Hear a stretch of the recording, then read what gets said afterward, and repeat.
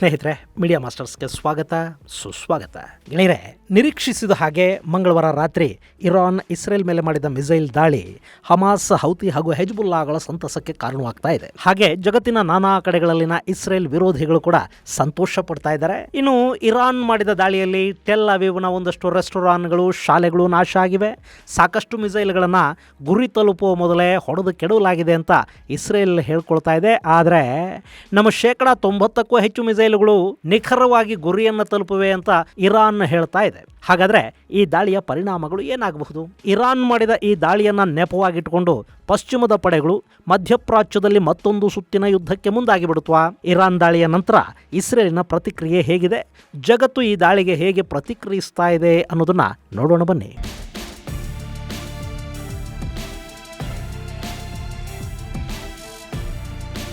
ಗೆಳೆಯರೆ, ಕಳೆದ ಏಪ್ರಿಲ್ ತಿಂಗಳಲ್ಲಿ ಇರಾನ್ ಇಸ್ರೇಲ್ ಮೇಲೆ ಸುಮಾರು 140 ಮಿಸೈಲ್ ಹಾಗೂ ರಾಕೆಟ್ಗಳ ದಾಳಿ ಮಾಡಿತು. ಅವತ್ತಿಗೆ ಇಸ್ರೇಲ್ ಸಿರಿಯಾ ರಾಜಧಾನಿ ಡಮಾಸ್ಕಸ್ನಲ್ಲಿನ ಇರಾನ್ನ ರಾಯಭಾರ ಕಚೇರಿಯ ಮೇಲೆ ದಾಳಿ ಮಾಡಿದ್ದ ಕಾರಣ ಅಲ್ಲಿದ್ದ ಇಸ್ಲಾಮಿಕ್ ರೆವಲ್ಯೂಷನರಿ ಗಾರ್ಡ್ಸ್ ಅಂದ್ರೆ ಇಸ್ರೇಲಿ ಸೇನೆಯ ಹಿರಿಯ ಅಧಿಕಾರಿಗಳು ಸಾವಿಗೀಡಾಗಿದ್ರು. ಅದಕ್ಕೆ ಪ್ರತೀಕಾರವಾಗಿ ಇಸ್ರೇಲ್ ಮೇಲೆ ಇರಾನ್ ಸುಮಾರು 110 ಬ್ಯಾಲಿಸ್ಟಿಕ್ ಮಿಸೈಲುಗಳು ಹಾಗೂ 30 ಕ್ರೂಸ್ ಮಿಸೈಲುಗಳ ದಾಳಿ ಮಾಡಿತು. ಅವತ್ತು ಕೂಡ ಇಸ್ರೇಲಿ ಐರನ್ ಡೋಮ್ ಹಾಗೂ ಸ್ಲಿಂಗರ್ಗಳು ಈ ದಾಳಿಯನ್ನ ಸಮರ್ಥವಾಗಿ ತಡೆದಿದ್ವು ಮತ್ತು ಕೆಲ ಮಿಸೈಲುಗಳು ಇಸ್ರೇಲಿನ ಮೇಲೆ ಬಿದ್ದು ಒಂದಷ್ಟು ನಷ್ಟ ಕೂಡ ಉಂಟಾಯಿತು. ಅದಕ್ಕೆ ಪ್ರತಿಯಾಗಿ ಇಸ್ರೇಲ್ ಕೂಡ ಇರಾನ್ ಮೇಲೆ ದಾಳಿ ಮಾಡಿತು.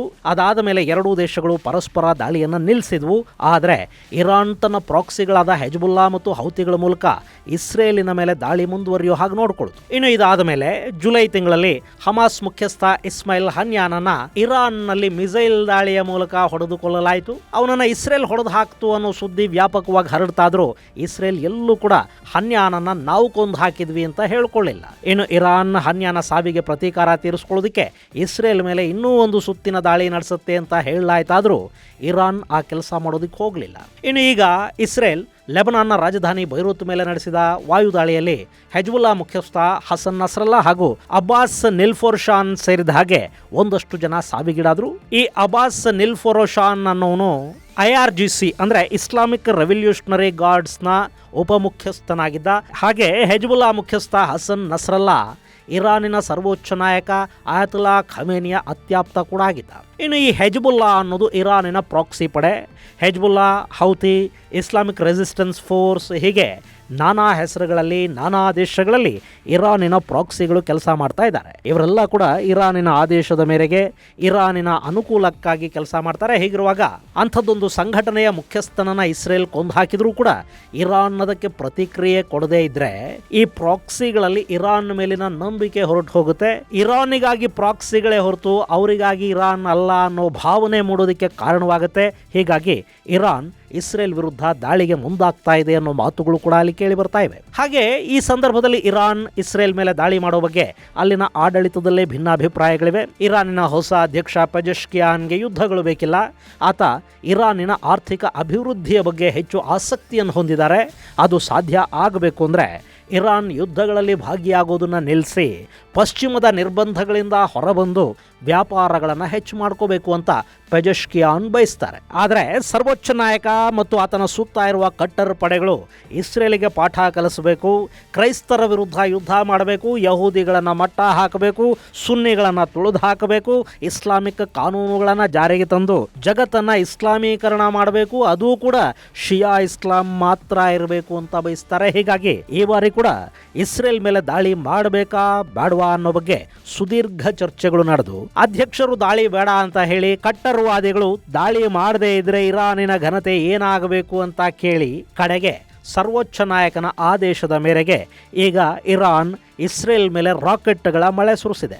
ರಾತ್ರಿ ರಾಕೆಟ್ಗಳು ಇಸ್ರೇಲ್ನ ಟೆಲ್ ಅವೀವ್ ನಗರದ ಮೇಲೆ ಬೀಳ್ತಾ ಇದ್ರೆ ಆಕಾಶದಿಂದ ಬೆಂಕಿಯ ಮಳೆ ಬೀಳ್ತಾ ಇದೆಯೇನೋ ಅನ್ನೋ ಥರದ ವಾತಾವರಣ ನಿರ್ಮಾಣ ಆಗಿತ್ತು. ಅದು ಹೇಗೆ ಕಾಣ್ತಾ ಇತ್ತು ಅನ್ನೋದನ್ನ ಒಮ್ಮೆ ನೀವು ಕೂಡ ನೋಡಿ ಕಣ್ ತುಂಬಿಕೊಂಡು ಬಿಡಿ.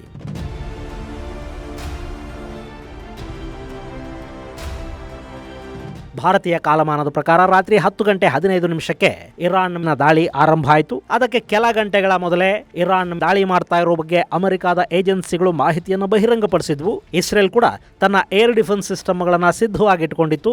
ಅದೇ ಸಮಯಕ್ಕೆ ಟೆಲ್ ಅವೀವ್ ಅಲ್ಲಿ ದುಷ್ಕರ್ಮಿಗಳಿಬ್ಬರು ಯದ್ವಾ ತದ್ವಾ ಗುಂಡಾರಿಸಿ 4 ಮಂದಿಯ ಸಾವಿಗೆ ಕಾರಣರಾದರು. ಈ ಇಬ್ಬರನ್ನ ಕೂಡ ಇಸ್ರೇಲಿ ಪೊಲೀಸರು ನ್ಯೂಟ್ರಲೈಸ್ ಮಾಡೋ ಹೊತ್ತಿಗೆ ಇರಾನ್ ಮಿಸೈಲ್ಗಳು ಇಸ್ರೇಲ್ ಮೇಲೆ ಬೀಳೋದಕ್ಕೆ ಶುರುವಾಗಿದ್ವು. ಗೆಳೆಯರೆ, ಇಲ್ಲಿ ಇರಾನ್ ಇದೆಯಲ್ಲ, ಅದರ ಮಿಸೈಲ್ ಪವರ್ ತುಂಬಾನೇ ಶಕ್ತಿಶಾಲಿಯಾಗಿದೆ ಅನ್ನೋದರಲ್ಲಿ ಎರಡು ಮಾತಿಲ್ಲ.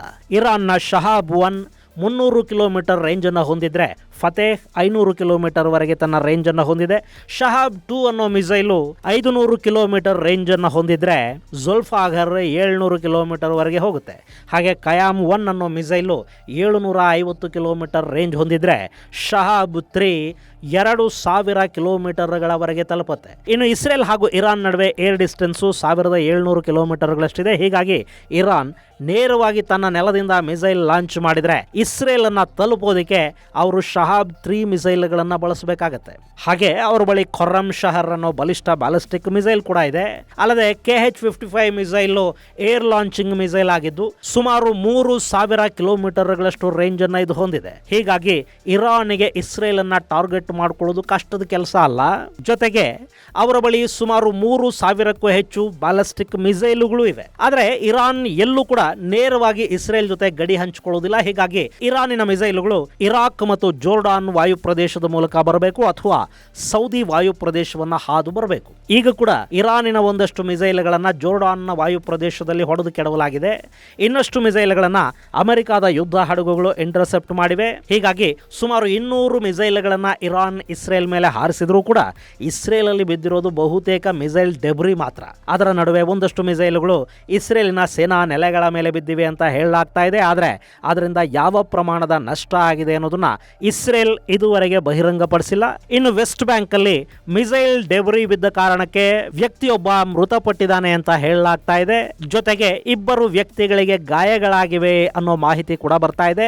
ಅಷ್ಟು ಬಿಟ್ರೆ ಅಲ್ಲಿ ದೊಡ್ಡ ಪ್ರಮಾಣದ ಸಾವು ನೋವುಗಳಾದ ಬಗ್ಗೆ ವರದಿಗಳಿಲ್ಲ. ಇಲ್ಲಿ ಇಸ್ರೇಲ್ನ ಏರ್ ಡಿಫೆನ್ಸ್ ಸಿಸ್ಟಮ್ ಇದೆಯಲ್ಲ, ಅದು ಕೂಡ ತುಂಬಾ ಬಲಿಷ್ಠವಾಗಿದೆ. ಅವರು ಹಮಾಸ್ ಹಾಗೂ ಹೆಜ್ಬುಲ್ಲಾಗಳ ಕಡೆಯಿಂದ ಬರುವ ಶಾರ್ಟ್ ರೇಂಜ್ ಮಿಸೈಲ್ ಮತ್ತು ರಾಕೆಟ್ಗಳಿಗಾಗಿ ಐರನ್ ಡೋಮ್ಗಳನ್ನು ಇಟ್ಟುಕೊಂಡಿದ್ದಾರೆ. ಮೀಡಿಯಂ ರೇಂಜ್ ಹಾಗೂ ಲಾಂಗ್ ರೇಂಜ್ ಮಿಸೈಲ್ಗಳನ್ನ ಅಮೆರಿಕ ಹಾಗೂ ಇಸ್ರೇಲ್ ಜಂಟಿಯಾಗಿ ನಿರ್ಮಾಣ ಮಾಡಿರುವ ಡೇವಿಡ್ ಸ್ಲಿಂಗ್ 15 ಕಿಲೋಮೀಟರ್ ದೂರದಲ್ಲೇ ಇಂಟರ್ಸೆಪ್ಟ್ ಮಾಡಿ ಹೊಡೆದು ಹಾಕತ್ತೆ. ಇನ್ನು ಇಸ್ರೇಲಿನ ಅತ್ಯಂತ ಬಲಿಷ್ಠ ಏರ್ ಡಿಫೆನ್ಸ್ ಸಿಸ್ಟಮ್ ಅನ್ನಿಸ್ಕೊಳ್ತಾ ಇರುವ ಆರೋ 3 ಸುಮಾರು 2400 ಕಿಲೋಮೀಟರ್ ರೇಂಜಿನ ಮಿಸೈಲ್ ವ್ಯವಸ್ಥೆಯನ್ನು ಹೊಂದಿದ್ದು ಇದು 100 ಕಿಲೋಮೀಟರ್ ದೂರದಲ್ಲೇ ಶತ್ರುಗಳ ಮಿಸೈಲ್ಗಳನ್ನು ಇಂಟರ್ಸೆಪ್ಟ್ ಮಾಡೋ ಸಾಮರ್ಥ್ಯವನ್ನು ಹೊಂದಿದೆ. ಜೊತೆಗೆ ಅಮೆರಿಕದ ಯುದ್ಧ ನೌಕೆಗಳು ಕೂಡ ಮೆಡಿಟರೇನಿಯನ್ ಹಾಗೂ ಕೆಂಪು ಸಮುದ್ರದಲ್ಲಿವೆ. ಇರಾಕ್ ಅಲ್ಲಿ ಅಮೆರಿಕದ ಸೇನೆ ಇದೆ. ಜೋರ್ಡಾನ್ನಲ್ಲಿ ಕೂಡ ಅಮೆರಿಕದ ಪಡೆಗಳಿವೆ.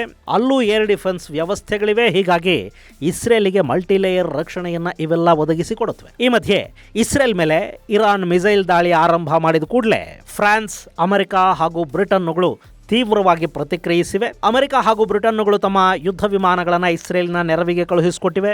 ಜಪಾನ್ ಹಾಗೂ ಯುಕ್ರೇನ್ಗಳು ಈ ದಾಳಿಯನ್ನು ಖಂಡಿಸಿವೆ ಮತ್ತು ಇಸ್ರೇಲ್ ಕೂಡ ಇರಾನಿನ ದಾಳಿಗೆ ತಕ್ಕ ಪ್ರತ್ಯುತ್ತರವನ್ನು ಕೊಡೋ ಮಾತಾಡಿದೆ. ಹಾಗೆ ಇಸ್ರೇಲ್ ಲೆಬನಾನಿನ ಮೇಲೆ ತಾನು ನಡೆಸ್ತಾ ಇರೋ ದಾಳಿಯನ್ನು ಮುಂದುವರಿಸಿದೆ. ಬೈರೂತ್ ನಗರದ ಮೇಲೆ ಮಂಗಳವಾರ ರಾತ್ರಿ ಕೂಡ ಇಸ್ರೇಲಿನ ಯುದ್ಧ ವಿಮಾನಗಳು ದಾಳಿಯನ್ನು ಮುಂದುವರಿಸಿವೆ. ಹಾಗೆ ಇಸ್ರೇಲ್ ಲೆಬನಾನ್ ಗಡಿಯಲ್ಲಿ ಕೂಡ ಇಸ್ರೇಲಿ ಆರ್ಟಿಲರಿ ಲೆಬನಾನಿನ ಹೆಜ್ಬುಲ್ಲಾಗಳ ಮೇಲಿನ ದಾಳಿಯನ್ನು ಮಾಡ್ತಲೇ ಇದೆ. ಈ ಮೂಲಕ ಇರಾನ್ ವಾಯುದಾಳಿಯಿಂದ ನಾವು ಕಂಗೆಟ್ಟಿಲ್ಲ, ಹೆಜ್ಬುಲ್ಲಾ ಮೇಲಿನ ನಮ್ಮ ದಾಳಿಯನ್ನು ತಡೆಯೋದಕ್ಕೆ ಇರಾನ್ಗೆ ಸಾಧ್ಯವಾಗೋದಿಲ್ಲ ಅನ್ನೋ ಸಂದೇಶವನ್ನ ಇಸ್ರೇಲ್ ಇರಾನ್ಗೆ ಕೊಡ್ತಾ ಇದೆ.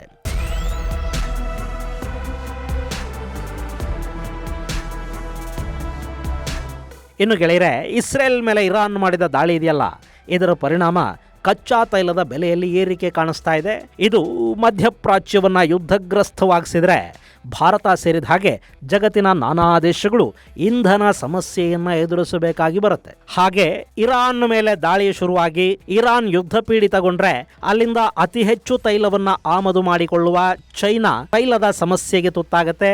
ಜೊತೆಗೆ ಪರ್ಷಿಯನ್ ಗಲ್ಫ್ ಮತ್ತು ಗಲ್ಫ್ ಆಫ್ ಒಮನ್ ಇದೆಯಲ್ಲ, ಈ ಪ್ರದೇಶ ಕೂಡ ಯುದ್ಧದ ಬಿಸಿಗೆ ತುತ್ತಾಗೋದ್ರಿಂದ ಅರಬ್ ದೇಶಗಳಿಂದ ಹೊರ ಹೋಗುವ ತೈಲದ ಹಡಗುಗಳು ಕೂಡ ಆತಂಕಕ್ಕೀಡಾಗುತ್ತವೆ. ಹೀಗಾಗಿ ಜಗತ್ತಿನಾದ್ಯಂತ ತೈಲ ಬೆಲೆಯ ಏರಿಕೆಗೆ ಇದು ಕಾರಣ ಆಗುತ್ತೆ. ಇನ್ನು ಇಲ್ಲಿ ಗಮನಿಸಬೇಕಾದ ಮತ್ತೊಂದು ಅಂಶ ಅಂದ್ರೆ, ಈ ಸಂಘರ್ಷ ಹೀಗೆ ಮುಂದುವರಿತಾ ಹೋದ್ರೆ ಅಮೆರಿಕ ಹಾಗೂ ಪಶ್ಚಿಮದ ದೇಶಗಳು ಇರಾನಿನ ಮೇಲೆ ಪೂರ್ಣ ಪ್ರಮಾಣದ ದಾಳಿಗೆ ಮುಂದಾಗುತ್ತವೆ. ಇಲ್ಲಿ ಫ್ರಾನ್ಸ್ ಇರಾನ್ ವಿರುದ್ಧ ಈಗಾಗಲೇ ಸಿಡಿಮಿಡಿಗುಡ್ತಾ ಇದೆ. ಅಮೆರಿಕ ಹಾಗೂ ಬ್ರಿಟನ್ಗಳಿಗೆ ಕೂಡ ಇರಾನ್ ಅಣುಶಕ್ತವಾಗ್ತಾ ಇರುವುದನ್ನು ತಡಿಬೇಕಿದೆ. ಇರಾನ್ ಈಗಾಗಲೇ ಅಣ್ವಸ್ತ್ರಗಳನ್ನು ತಯಾರು ಮಾಡಿಕೊಳ್ಳೋದಕ್ಕೆ ಬೇಕಾದ ಯುರೇನಿಯಂ ಶುದ್ಧೀಕರಣವನ್ನು ಸಾಧಿಸುವ ನಿಟ್ಟಲ್ಲಿ ದೊಡ್ಡ ಪ್ರಗತಿಯನ್ನ ಕಾಣ್ತಾ ಇದೆ ಅನ್ನೋ ಮಾಹಿತಿಗಳಿವೆ. ಹೀಗಾಗಿ ಅದನ್ನು ತಡಿಬೇಕು ಅಂದ್ರೆ ಇರಾನ್ನ ಮೇಲೆ ದಾಳಿ ಮಾಡಬೇಕು. ಅದಕ್ಕಾಗಿ ಅಮೆರಿಕ ಒಂದು ಅವಕಾಶಕ್ಕಾಗಿ ಕಾಯ್ತಾ ಇದೆ. ಈ ಕಾರಣಕ್ಕೇನೆ ಇಸ್ರೇಲ್ ಮೇಲೆ ಈಗ ಯುದ್ಧ ಬೇಡ ಅಂತ ಇರಾನಿನ ಹೊಸ ಅಧ್ಯಕ್ಷ ಪೆಜೆಶ್ಕಿಯಾನ್ ಹೇಳ್ತಾ ಇದ್ದದ್ದು. ಈಗ ಅಕಸ್ಮಾತ್ ಇರಾನ್ ಆತುರಗೇಡಿತನ ತೋರಿಸಿದ್ರೆ ಮಧ್ಯಪ್ರಾಚ್ಯದಲ್ಲಿ ಯುದ್ಧ ಶುರು ಆಗುತ್ತೆ. ಹಾಗೇನಾದ್ರೂ ಆದ್ರೆ